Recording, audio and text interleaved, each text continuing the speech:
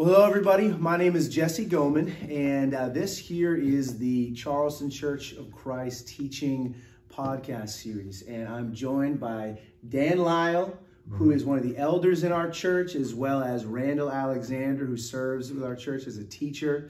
And we are going this summer to be focusing as a church on the life of David. And to go along with that preaching series and midweek series that we're doing, we are going to be doing a few different podcasts to try to give people a bit of a deeper, a bit of a more full, big picture idea of the life of David. I know oftentimes when I'm reading the scriptures, I can sit there wondering, what exactly am I reading about? Who is this character? What is going on? And so that's what we are going to be doing here together. Very grateful to be joined by these guys who have a lot of Bible insight, understanding, many years of Bible study under their belts. And we've been preparing, talking about this, and we're excited to dive in. And I think the first question that we wanted to just talk about, I wanted to ask you guys, is why study the life of David? That's what we're doing as a church this summer. Randall, what do you think? Why study the life of David? Well, I think David is a very important character in the Bible. One count says that there are 66 different chapters that talk about David. The next closest person is like 14. So he has a lot of verbiage about the man, about his life, about so many things that he did. And also, even in the New Testament, you hear his name mentioned all over, and particularly among the Israelites. They all knew who David were. They all respected David. So he's just a central figure that I think is very, very important. And also, he's kind of a midpoint guy. We know, early days, Adam, Noah, and Abraham. And then finally, Abraham was the father of the Jewish nation. And between Abraham and David was 14 generations. And between David and Christ was 14.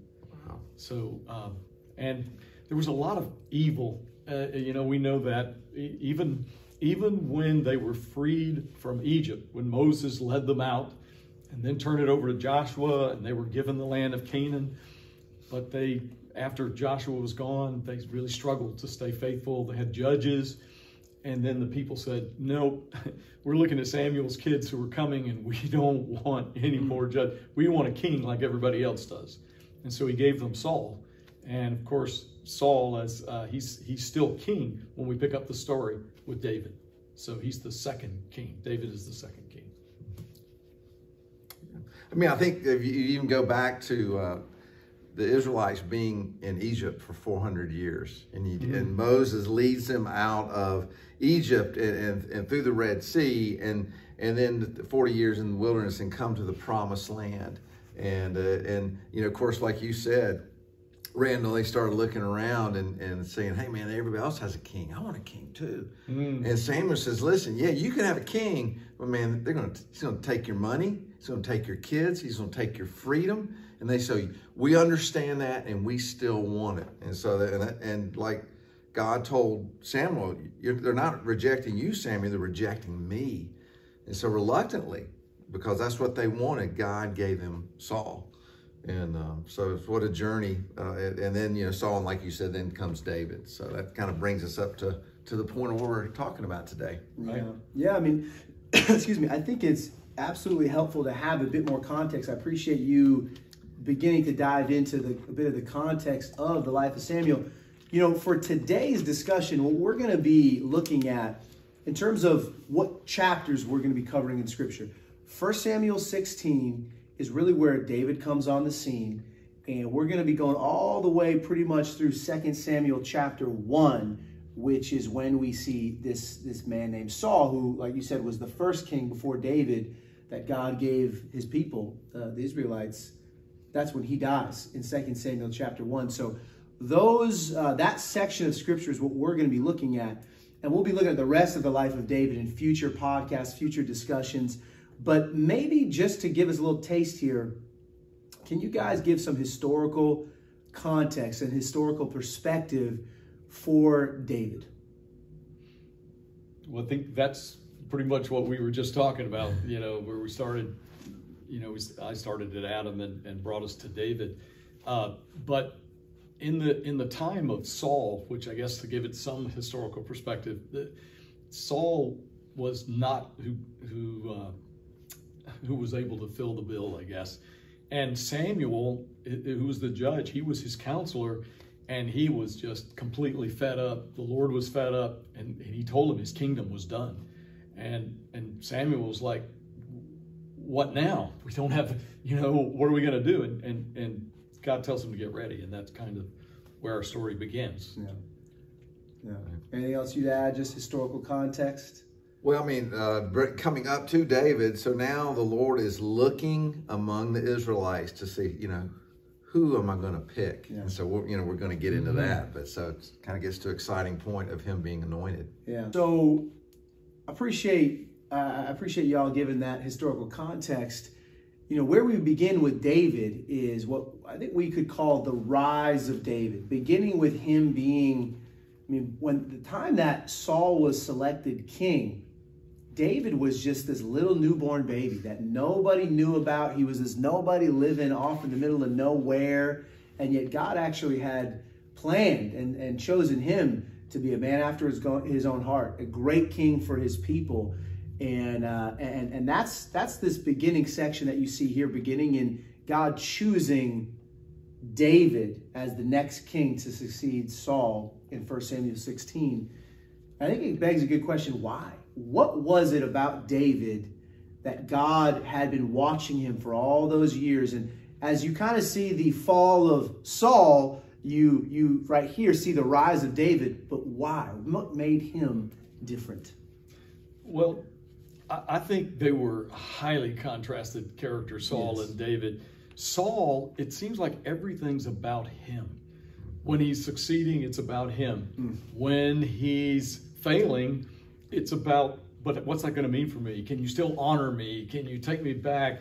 He was more of a recruiter and a user of people. And David, he starts out, like you said, he's a nobody. But why did God love him? It's because he was the lowliest person in his family. He had the worst job in the family. He kept sheep all day, which is mostly sitting there, right? and I think about me, it's like, what do I do when I've got nothing to do? I'm just sitting there. But he used his time. He thought about God. He wrote things. He learned to play the lyre. He was an expert at playing the lyre.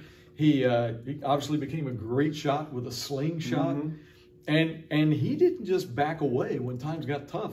When a lion and a bear came to get his sheep, he went after them. And I think he just personifies someone that takes God at his word and obeys him and glorifies him. And I think that's why God just said, "This is my man." I mean, in chapter 16 of 1 Samuel, verse 7, it says, the Lord doesn't see things the way you see them. As he was talking to Samuel, it says, people judge by outward appearance, but the Lord looks at the heart. And you can really just stop now and just focus on that for the next 24 hours. Because, I mean, that's what he cares about, is what's not outwardly, but what's going on in the heart. Sometimes that's a scary thought. It is scary. You're right. Very scary. Yes. Yeah. Is there a moment that you would say in the scriptures that encapsulates some of what you're talking about with who David was? Sure.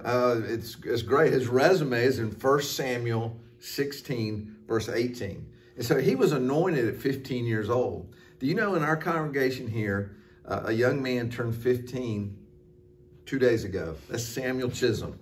So just imagine Samuel Chisholm being anointed king. Just got his permit. Just got his permit. And you know, this kind of sounds a little bit like Samuel. Don't get your head big. But okay, this is David's resume. He says, one of the servants said to Saul, one of Jesse's sons from Bethlehem is a talented harp player. Not only that, he's a brave warrior, a man of war, and has good judgment. He is also a fine-looking young man, and the Lord is with him. I mean, that's quite a resume, right? I know Mia would say Sam's a fine-looking young man, and the Lord's with him. But this is, what a resume. And that tells us that David's set for some greatness. Oh, absolutely. You know, and the rise of David, it really is encapsulated so much by the story of David and Goliath. And that's one that even non-believers know about. It's almost a euphemism, you know, David and Goliath's story. And, you know, we know that there's this enemy, Goliath, and he taunts God's people for many, many, many days on end. And he's even encroaching on their side of the hill in this battle. And then the first person to finally stand up for not just the people, but for God is David. And, you know, I guess my next question would be about this famous battle. When you think about that story, you know, everybody knows the big details, but what do you guys notice that really makes an impression on you about what made David different? What made David great? What made him stand out in that moment to this person that, I mean, he really takes off from this moment on? What stands out to you guys?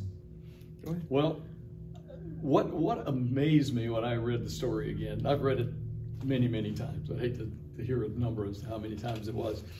But you see how every single person is quaking. They are so afraid. And Saul, he's so desperate, he comes up with a plan. He said, I'll give you great wealth. You can marry my daughter, and you never have to pay taxes for life if you'll just go fight this guy. There were no takers. Nobody. In fact, as soon as he came out and started talking, they all started kind of quivering and pulling back. Here's a young shepherd boy. He's a young guy, and he walks out there, and he doesn't hesitate for a minute. He says, who is this ungodly guy talking like that? Mm-hmm. He was the one guy that thought that way. And one of the books I read called this one, David and the Dwarf. Yeah. He called it, goes spiritually. He was a dwarf. And David called him out. Yeah. And nobody else thought that way. Not one other person. That really makes somebody special when you stand out like that in a crowd. Mm-hmm. I believe just, you know, his childlike faith. I mean, again, that was a couple of years later, maybe 16, 17 when this happened, but he still had a childlike faith. And he really got his motivation, and really what drove him was from the Lord. Over in chapter 17, David says, this is the Lord's battle, and he will give you to us. And so he had that faith, and he acted on it because he knew that the Lord was with him. Yeah, I loved even earlier, you talked about just David's willingness to just obey God. I forget exactly how you put it, but I love how you said it right there, his childlike faith in God. And there was something so simple about he obeyed and decided to stand up and do something for God, and just simply nobody else did. And it's this moment. Did you want to add something else there? I just wanted to add the question. He took 5 stones. Okay. Why 5? I have no idea. You ever think about that? You know what Jody thinks, right? Yeah, go ahead, share it. Yeah, Jody's a good friend of ours. He said that he had 4 brothers, that Goliath had 4 brothers, and so he took 1 stone each. I'm not sure that's true. I think he knew how well he shot or how well he slung the slingshot, and he was not assuming he was going to hit him with the first one. And I think his technique was to run at him. And as he was coming, he was going to be firing, you know. And so if he didn't get him the first time, he was going to get him the second time. But I think the other thing that caught my attention even today as I was listening to it, David went to do his cry. You know, he told him, I'm going to feed you to the birds. He said, no, we're going to kill all of you all. We're going to feed you to the birds. But he said he had a sword, he had a spear, and he had a javelin. And David said, the battle isn't swords. And he must have been seeing it as he's yelling this at him. He's like, whoa, that's a big sword. You know, so he was very real. He was in the moment. He saw what was going on. He said, but that's not it. Yeah. The battle is the Lord's. That's what matters. Good stuff. I mean, it's one of his finest moments. And because of it, we see God reject Saul as king. Which I read a book once that described, it was called Warrior. And the first chapter, it was this book all about David, but the first chapter was about Saul. And, it was about the warrior that could have been. And it's this sad thing where Saul, there is some greatness to him. I think we all are that way. We all have some greatness, but if we let our sinful nature take over, we don't want to be rejected by God. And that's what happens. He gets rejected by God as king, as the leader of his people. And then this is the moment where a switch happens. David's going to be the new leader. Saul is going to be deposed. He's going to be on his way out. And we've been talking a lot about what was an issue with Saul, what was great about David. What are some key differences that you see between them? We see Saul get taken out, and we see David after this be raised up by God. What were the differences? You talked about clearly these two characters are juxtaposed a lot. Are there any big differences that stick out to you as you read through all these chapters about them? I think one of the things I see is many times I see David says he inquired of the Lord, and so he was close to God. He was getting his guidance and strength. And I just see Saul just freaking out and taking matters into his own hands. And I can relate to both of them. And, and you really make some bad decisions when you're relying on yourself. Just really ridiculous and stupid decisions. And you can see that in his life and what he did.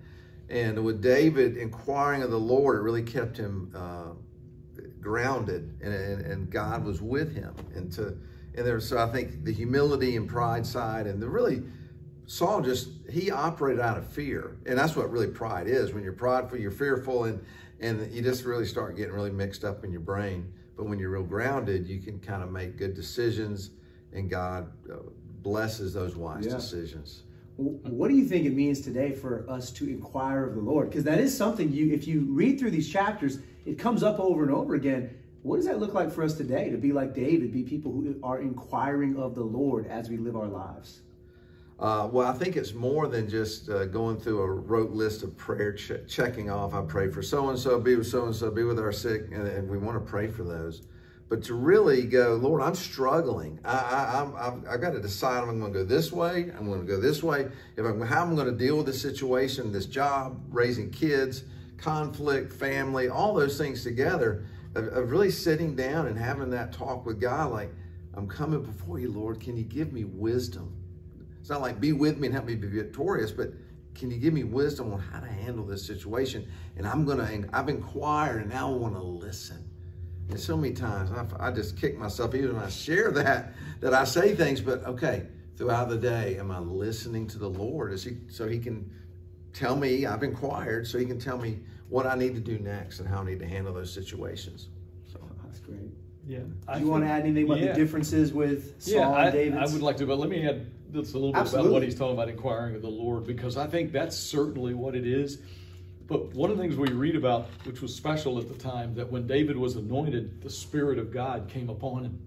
And so David, I feel like David had a special connection with the Lord.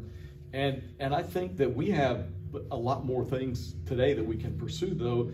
We can certainly go to God in prayer. We can develop convictions from the Bible and then go back and re-examine those.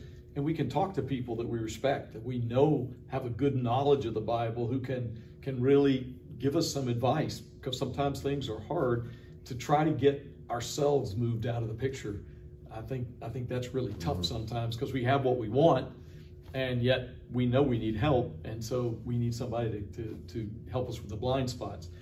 As far as the differences, it strikes me that Saul, even when he was called to be king, he was so worried about how he looked and how things were going to go. He's hiding. He's worried about it. And David, when he's called, man, he just runs up there. You know? Yeah. He gets to the battle and he's just tearing off, trying to run in there. And the other thing is that David is the least in his family. He's given this chore, with keeping the sheep. He gets this invitation to come and play for the king. Somebody that was position conscious, he'd be going home and saying, I got a role. I'm so in trouble, and I played for him, and you don't hear anything about any of that. He just, and even when he charged in Goliath, his brother's saying, you got bad motives, your heart's bad, you're evil. And he's like, can't I even speak? Yeah. He doesn't even deal with it. He just turns and keeps going with what he's doing. He just was so unconscious about what people were thinking about him, and yet Saul, that's all he could think about. Yeah. So to me, that's a really stark difference. That's a great insight. And who of us is not worried about their appearance, is not worried about, and that's something that clearly relates to our lives today. You think about the meteoric rise of David and just the cautionary tale that is Saul, and you'd think that this would be a moment where now the next chapter, turn the page, and we see the crowning of the new king, the true king of God's people. But as you read 1 Samuel, that's obviously not what happens. What happens next, Rand and I were reading a commentary, and it described this next season of David's life as God removing every single one of his crutches. And as you read through the chapters, you see God takes away his position in Israel.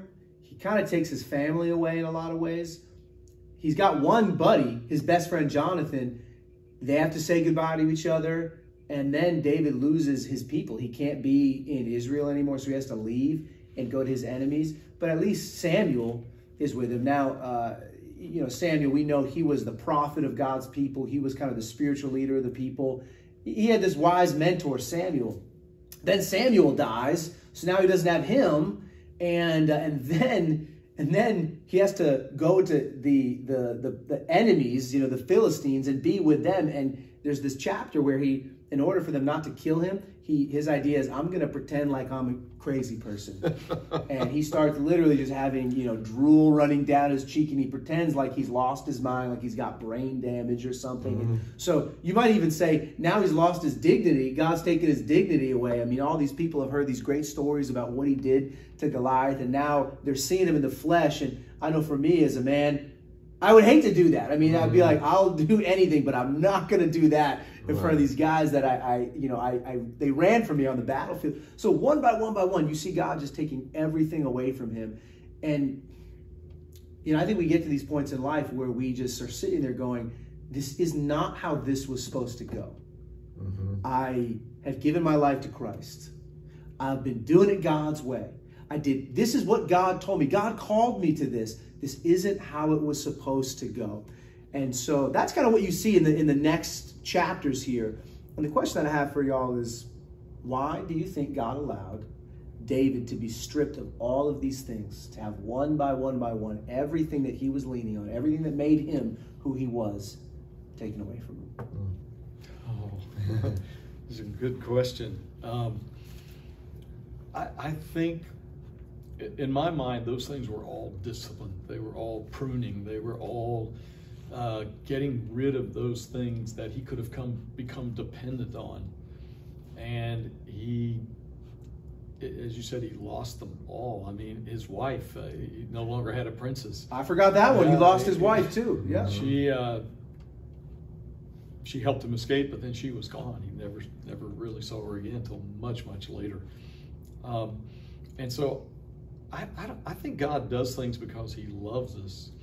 And I think he knows that if he just keeps stuffing things in there, that it's not good for us. We eventually sour when all the riches just continue to flow.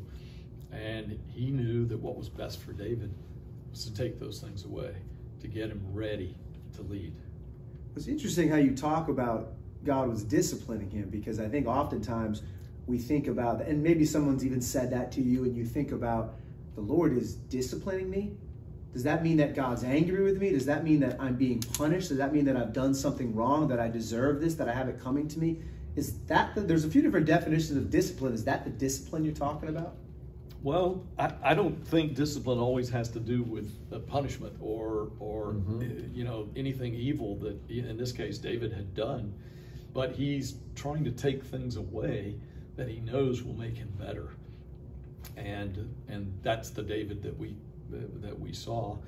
But it's rough. And Proverbs says that the Lord, it says, do not despise the Lord's discipline, and do not his rebukes. Do not resent his rebukes, because the Lord disciplines those he loves as a father, the son he adores. And so, wow. it's hard to even think of God ever adoring me. That's just a challenging thought. But I think that's when we know God really cares about us, when he takes some things away. But it's rough.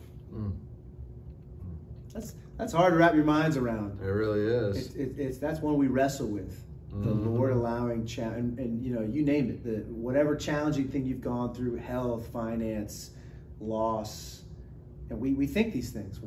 And that's a deep scripture that we should talk about and study another time. What he says in the Proverbs there. But Dan, would you add anything? Well, I mean, I just think about John 15, where you know we're pruned there so we can grow back stronger. And you think about Hebrews 12, the disciplines those who he loves. Don't don't get discouraged. That's part of it, and that's part of the journey. C.S. Lewis said, if you're looking for a religion that's comfortable, Christianity is not for you. You know, it is, and unfortunately, that's what's being sold in our town today about Christianity. I saw a big billboard the other day. It says, "Come, church is fun." You know, and that church is fun. I mean, I love church, but that's not why you go to church. You know, and so I think we just as disciples, we've got to just realize, man, we are in a battle. And God loves us dearly. He's intimately involved in everything in our life, and he's going to maneuver things to help us grow. And I think that's what he did with David. And that's a scary thought. It's horrifying sometimes to think about it, but that's when trust comes in and just hanging on, hanging on and loving. Yeah. Well, the question I like to ask is, when you've really had surges of growth in your life, was it when things were going great, or was it when things didn't go so great? Right. And I don't think I found anyone yet that said, "Oh, I grew a whole lot more when things were going well." Just that we're not made that way. That's just not what makes us grow. Yeah, it's a great question, and it's a great thing. It's a deep thing to consider what we're talking about. That discipline helps you to grow. It's still, even as we talk about it right here, hard for me to simply, when I really think about it deeply, I can understand it, but it's hard for me to just simply get it. And one thing that helps me a bit as we're discussing it is I think about, well, look at what happened to Saul. Everything kind of went well for him. Or when he did hit some moments of challenge, how did he handle it? Well, what we're going to get into next is we're going to look at how did David handle it. And it was very differently from the way that Saul handled things, from his character. And looking at Saul, who everything kind of worked out for, you see him crumble because the inside of the cup was not clean. And he did not respond to the Lord's discipline well. And what ends up happening, I sometimes like to call this phase of David's life, this next phase, if you continue reading, from this point on all the way until 2 Samuel 1. In the next podcast, we'll discuss David becoming a king. But for the rest of the book of 1 Samuel, I think of this as, The Fugitive. That's a classic movie. I know my family likes that. That's kind of, David's life over the whole second half, this whole latter half of 1 Samuel. He is the fugitive, and he's a wanted man. David, he retreats to a cave. That's kind of where God taking all these crutches away, taking all these things in his life away. Where does he end up? He kind of ends up in what you might call rock bottom. He's in a cave, and then his family kind of shows up, and all these misfits start to show up, and this army of 400 people, they kind of show up to him in the cave, and a question I have for you guys is, it's a weird place to be, to find yourself after all of that in a cave. How do you, it's almost like Joseph being in prison. Like, those are some dark years. That's a dark time, the years in the cave. How do you guys see David handling his time in the cave? Well, I think what I see is he's definitely still a leader. Because, I think the guys that are in debt, distressed, and discontent, but they still came to him because they felt like he had answers. Yeah. And they were willing to die for him. I mean, he was leading them in battle, and they knew that that's where he needed to be. So I think he was still a leader. And so I think that shows a lot about his leadership. I think it shows a lot of humility. I think it shows vision. And even though he was in a tough time, I think he had some confidence because he was still trusting in the Lord. And so, that shows a lot about his character, what God has given him. And of course, the spirit that God had given him and taken away from Saul was still there. He hadn't taken the spirit from him. It's just he's in a different location. And that sometimes makes it really difficult. That's a great point. God might take a lot of our crutches away, but he'll never take his spirit away from us. That always remains. Mm-hmm. That's something we can lean on as a crutch. Right. That's awesome. What I was going to say that just the name of that cave, wasn't it Adullam? But, David was comfortable outdoors. I mean, he obviously spent a lot of nights outdoors with the sheep and then on the run. He slept wherever. I never heard him complain. There's nothing in there about David saying, what did I do to deserve this? This is just another part of life. And then he took care of his parents. He wasn't exactly treated the best, I don't think, in his You don't get that sense. No, they said, I want to anoint one of your sons here. All right, here we go, top 7. Well, what about David? Didn't even count. He didn't even get invited. And, the other thing, what about David's mother? I think she must have been a great character because it seems like she had some impact on him. But I couldn't find anything until the cave. He took care of his mother and father. They both, and I think maybe even his brothers too, I think they were desperate. It was a cave of desperation. These people were outlaws and running. His parents were running. His brothers were running. They didn't know what Saul was going to do with them. And he took care of them. He went to the king of Moab and said, I got somebody to at least take care of you until I can, until you can come back. And his father was old. It even says he was old. So it says by the time Saul came, he was an old man. Yeah. So I'm sure he didn't like running and staying in a cave either. Yeah. But I think he must have handled it well because anybody that can take 400 misfits that are running, the only thing they have in common is what they're running from and turn them into an army. That's a pretty good leader. He must have done a lot of that while he was in the cave. Yeah. Yeah, one comparison, when I think of this moment of him being in the cave, I think of a leader, during the 1960s. I think of Malcolm X, who was in his younger years this very out of control person, and then he goes to prison. And when he comes out of prison, he becomes this leader of men. That all these, and whether you agree with his movement or his teachings or his ways, he was a totally different person, and he decided to use that time in prison to work on his character, to work on himself. And it's this very interesting thing that you see with David. You'd think he was at a dead end in some ways. It kind of reminds me of when the Israelites are escaping from Egypt and they're going through the desert and they find themselves at a dead end. They can't turn around, they can't go back, and then there's a sea in front of them. And they're like, why did you bring us out here, Moses? You brought us to a dead end. We're done, we're going to die. But it wasn't a dead end, not to God. And I think that's what the cave kind of makes me think about it. It was actually exactly where God was going to help him build his army. It was where he's going to help him find his whole leadership crew. And it was probably what helped him train to learn how to be a king, the king that God wanted him to be. And we just don't look at life that way. And that's exactly what that moment was from. One of the weirdest, strangest, most unique moments in the cave is he's hanging out in, I don't know exactly, maybe some of you guys have been to these caves out there and looked at them, but there must have been some other little offshoot cave that he was in. And who comes walking in but Saul while he's hunting him? He's doing like 0 Dark 30 operations, trying to find him in the desert. Where is he? He's going into caves, and he goes into this cave just to go to the bathroom. And it's humorous. Who happens to be there but David? So David goes a little bit further back. His eyes are adjusted to the darkness. He's looking at Saul, relieving himself. And he goes and he cuts off the corner of Saul's robe. I mean, David was just the man. I mean, he just is this awesome guy. But instead of killing him, instead of ending this whole thing, he just cuts off the corner of his robe. And my question for you guys is, why did David do that? It's this strange, interesting moment. But I think it defines a lot of the rest of what happens here. What do you think about that? Why did David do that? Why not just kill him in that moment? Well, I think I don't think David ever thought about killing him. I just think he was so locked in on what God wanted him to do. And when it was his anointed, he always talks about Saul was his anointed. he looked at it like he was God. He didn't think about destroying him, but he thought, I need a way to let him know that I could have killed him. And so he cut off his robe, cut off a corner. But the other thing that's interesting, he was conscience stricken after that. He was sick that he'd done it. He felt like he'd defaced the king. He defaced God. He defaced the man, and so he felt horrible about that.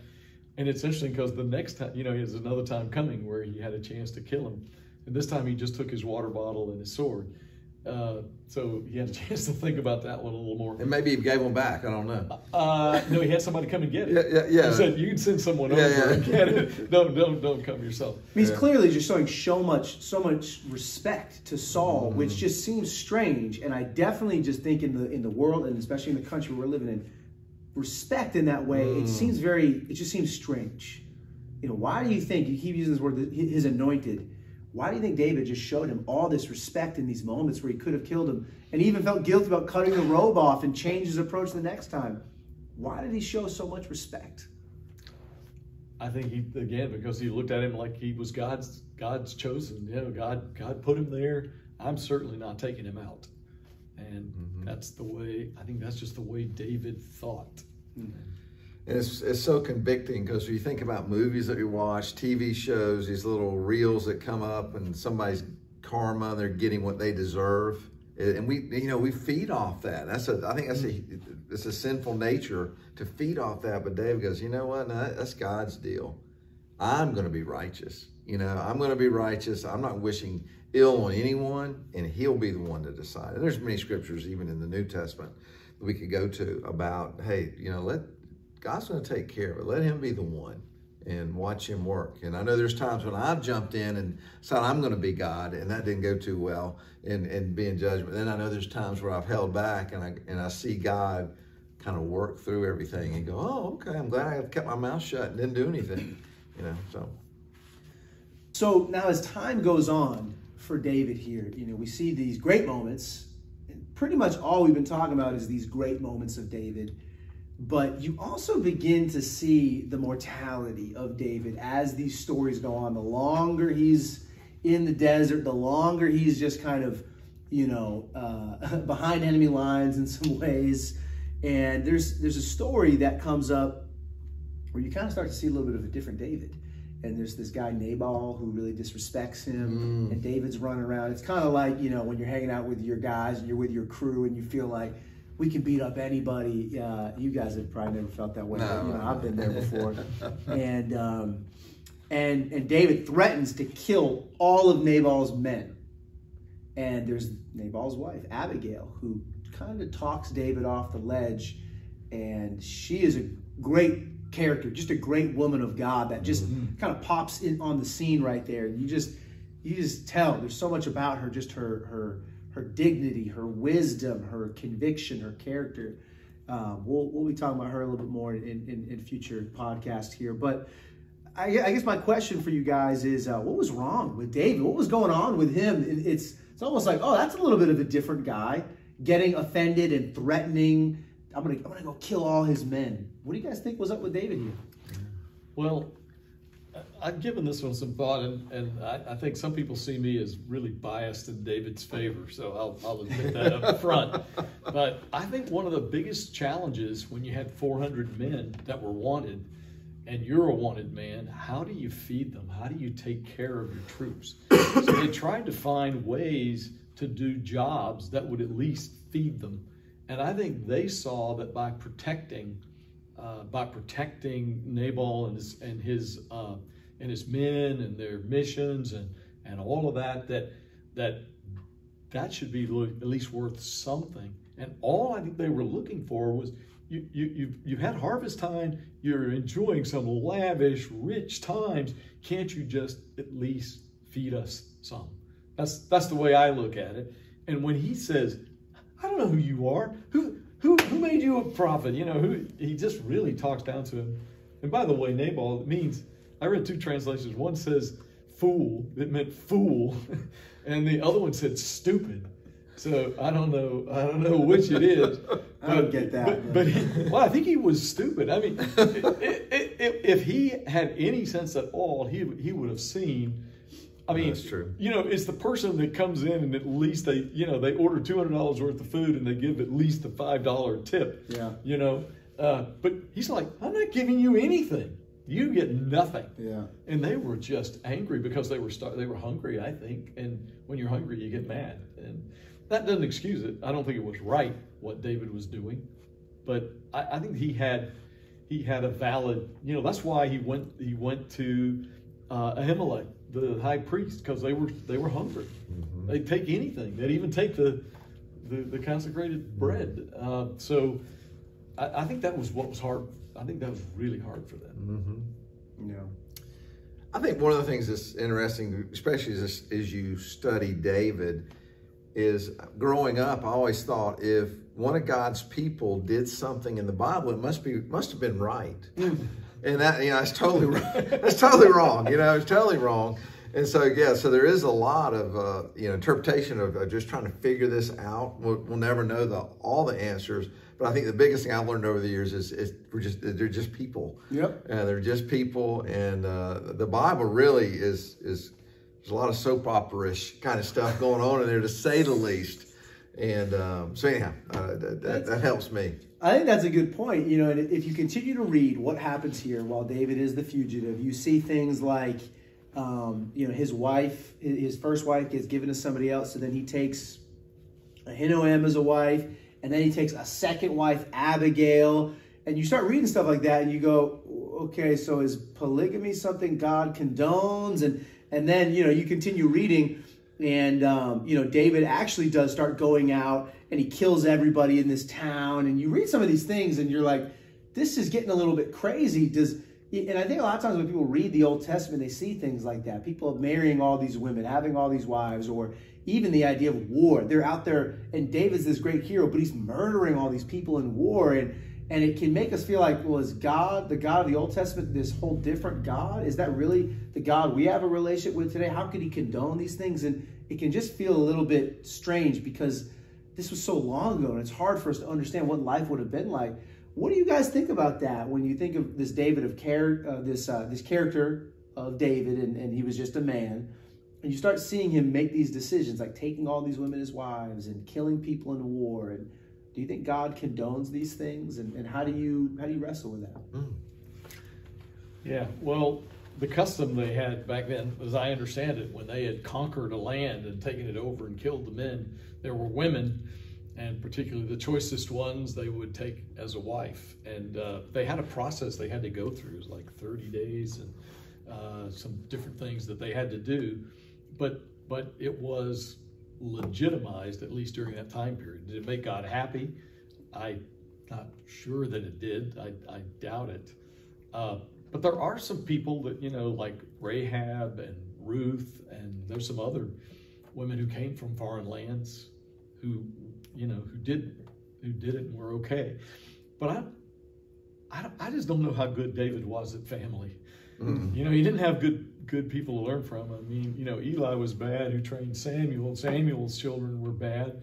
And Eli's children were bad. Eli's children were bad, and David's children were bad. And then you read about it, and Ahinoam, not Ahinoam, but Maacah, she was one of his wives as well, another one from another foreign land. And I think she was the mother of Absalom. I think Ahinoam was the mother of Amnon. And so some of these bad things that we'll be talking about in the future, they came from these wives that he chose.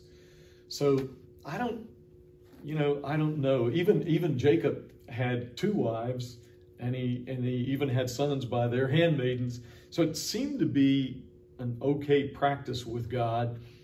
The killing everybody, he had given Saul that command with the Amalekites. That's how he got in trouble. He brought Agag back alive and brought some of the spoil. He was supposed to kill all of that too.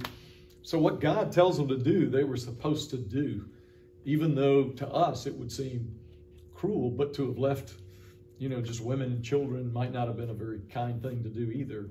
I don't really know, but it was a different time, a different day, and God was trying to wipe out evil to give his children a chance to succeed in this new land. And that was the practice. But having evil in your camp was never okay. And to me, that was the big problem with David's wives. There was a lot of evil in there. And it it came out. Yeah. I mean, Deuteronomy 17:17 is it talks about the kings. If you have kings, or when you have kings, must not have many wives for himself, or they will turn his heart away from the Lord. And that's what happened. I think I did a search, and he had 19 different sons, 8 different wives, others that were unnamed, had unknown number of concubines. So I think those 19 kids had 7 different wives. And I'm just thinking, could you imagine what it'd be like at the dinner table every night? And just chaos. And you set yourself up for chaos, and it just starts crumbling in on you, and your decisions start catching up with yourself. And so I think,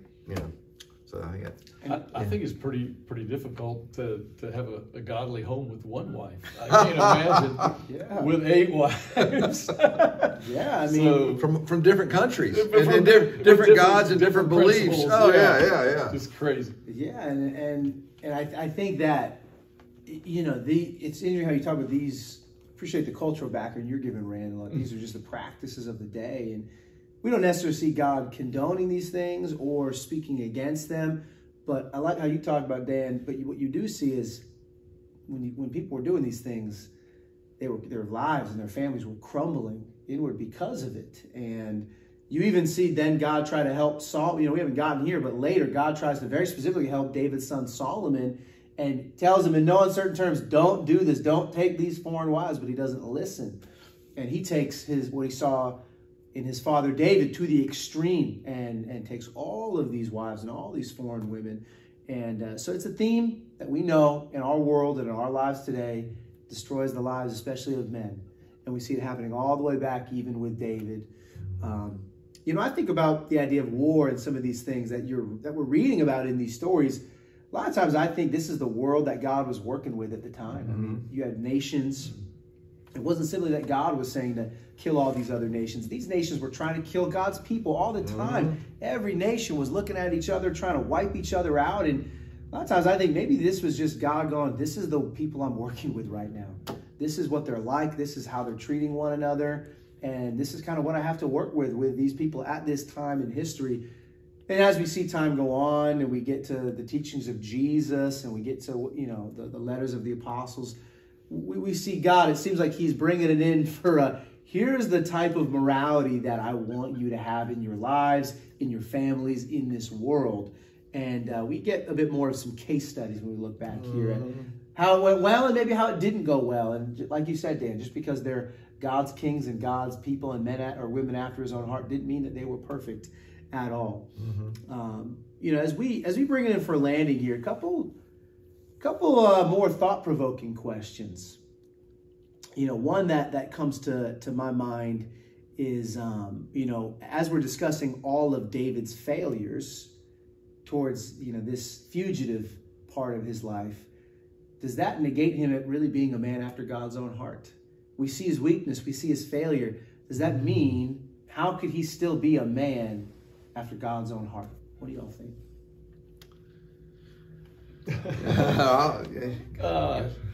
Well, God made us to be imperfect.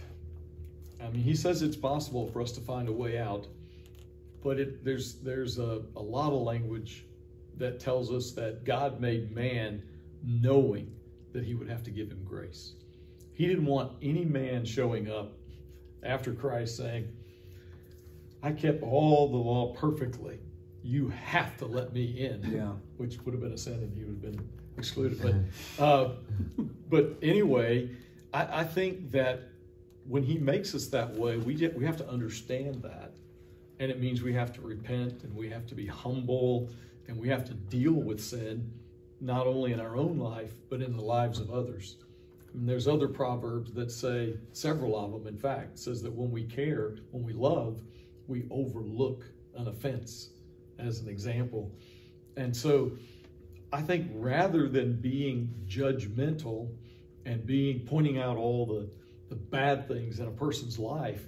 He wants us to look for the good in a person and help nurture that and help people to do what's right. When we just call people out on their sin, we get blinded, I think, to our own sin. And when we can see our sin, we can't see their sin because it's blocked by how many things we're doing wrong. So to me, I'm amazed that David did as well as he did in the circumstances that he went through. I hate to think what I would have done if I'd been in the same thing. It's like, man, I don't know how you did it. This was amazing. And God says in 2 Samuel, and I forget, I think it's like 5, 7 to 9, that I will make your name great, and I've been with you all the way. God never left him. He loved him, and he says he will make him great. That to me captures who David was, and I think he was still a man after God's own heart, because even when he sinned, he came back and he prayed prayers, and he talked about having a love for God that was like being in the desert, and God was the water. It was a deer panting for water. He had such great descriptions because in his language, he told God how much he cared about him and how much he loved him. And I think that's what God loved about David. Yeah. All right, well, last question I got here, and we'll give it to Dan. Okay. Yeah. Everything that we just discussed, this whole second half from 1 Samuel 16 all the way till the end of 1 Samuel, beginning of the book of 2 Samuel, it picks up in 1 Samuel 16 with the anointing of David, which means he is chosen by God to be the next king. But, some estimates talk about everything that we just read took 14 more years. So some 15 years of David. Supposedly, God said he was supposed to be the king, but it doesn't really happen until about 14, 15 years later. And my question to close out with, Dan, is why did God make it take so long? Why did God make David wait so long and go through everything that we just talked about? Some of the good, and then a lot of struggle and a lot of bad before he finally gets to fulfill what he promised him.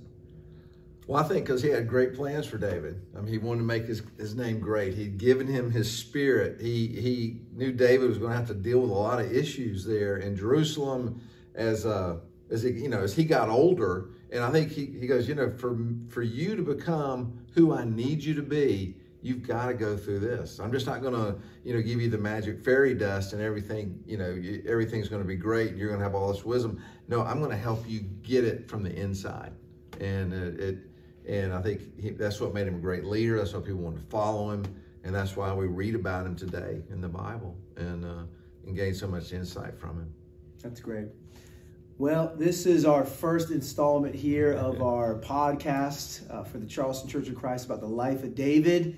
And we're going to come back and pick it up to the anointing of David as king over Judah in our next time together.